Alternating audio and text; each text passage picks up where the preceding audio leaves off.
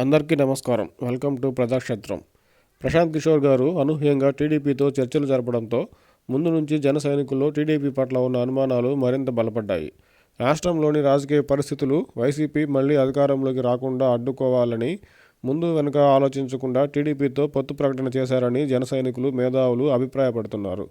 పొత్తు తర్వాత జనసేనకు అనుకున్నంత స్థాయిలో గౌరవం ఇవ్వకపోవడం, సీట్ల సర్దుబాటు మొదలు ఎన్నో అంశాలపై టీడీపీ నాంచుడు ధోరణి, 25 సీట్లకు మించి జనసేనకు టీడీపీ ఇవ్వదనే వార్తలు, చంద్రబాబు గారే సీఎం అంటూ లోకేష్ గారు చేసిన వ్యాఖ్యలు, ప్రశాంత్ కిషోర్ గారు టీడీపీ కలయిక, ఇలా అన్ని పరిణామాలను గమనిస్తున్న జన సైనికులలో కొందరు జనసేనకు వెన్నుపోటు పొడిచేందుకు టీడీపీ చూస్తుందని విమర్శిస్తున్నారు. గౌరవప్రదమైన పొత్తును మాత్రమే జనసేన స్వాగతిస్తుందని చెప్పిన పవన్ కళ్యాణ్ గారు ఏ నమ్మకంతో టీడీపీతో పొత్తు పెట్టుకున్నారో ఆయనకు తప్ప వేరే ఎవరికీ తెలిసే అవకాశం లేదు. 2019 ఎన్నికల్లో జనసేన సాధించిన ఓట్ల శాతాన్ని, గత 4 ఏళ్లలో జనసేనకు ప్రజలలో పెరిగిన మద్దతును అన్నిటికీ మించి టీడీపీ, జనసేన పార్టీలు విడిగా పోటీ చేస్తే ఏమవుతుందో 2019 ఎన్నికల్లో టీడీపీకి బాగా తెలిసి వచ్చిందని, అందుకే ఈసారి టీడీపీ జనసేనకు తగిన గౌరవాన్ని, సముచిత స్థానాన్ని, వీలైనన్ని ఎక్కువ సీట్లు ఇస్తుందని పవన్ కళ్యాణ్ గారు నమ్మినట్టున్నారు.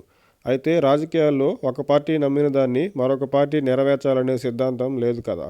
ప్రస్తుతం టీడీపీ జనసేన పట్ల అమలు చేస్తున్న ప్లాన్ బి, సీట్లపై, సీఎం పదవిపై ఏకపక్ష లీకులు, వారి మాటలు, ప్రశాంత్ కిషోర్ గారు తెర వెనుక వ్యూహాలు జన సైనికులకు అనుమానాలను కలిగిస్తున్నాయి.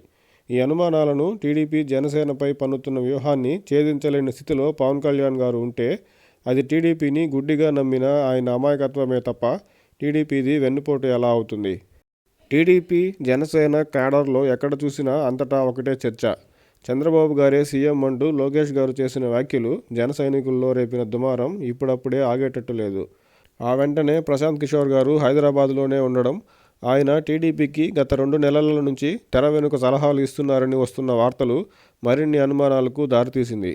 లోకేష్ గారు సీఎం పదవిపై చేసిన వ్యాఖ్యలు నా దృష్టిలో లేవని జనసేనలో నంబర్ 2గా ఉన్న నాదెండ్ల మనోహర్ గారు చెప్పడం చాలామంది జన సైనికులకు రుచించలేదు. దాంతోపాటు లోకేష్ గారు చేసిన వ్యాఖ్యలు నిజమైతే అంటూ సమాధానం చెప్పిన నాదెండ్ల మనోహర్ గారు లోకేష్ మాటలను ఖండించడం కానీ, సీఎం స్థానంపై ఇప్పటి వరకు ఎలాంటి చర్చ జరగలేదని కానీ, ఎన్నికల ఫలితాల ఆధారంగానే సీఎం ఎవరో నిర్ణయిస్తామని స్పష్టంగా చెప్పకపోవడంతో జనసేనలో నాదెండ్ల మనోహర్ గారు మరో ప్రజారాజ్యం పార్టీలో పరకాల ప్రభాకర్ గారు లాగా టీడీపీ కోవర్ట్ అనే అనుమానాన్ని కొందరు జన సైనికులు, విశ్లేషకులు వ్యక్తం చేస్తున్నారు.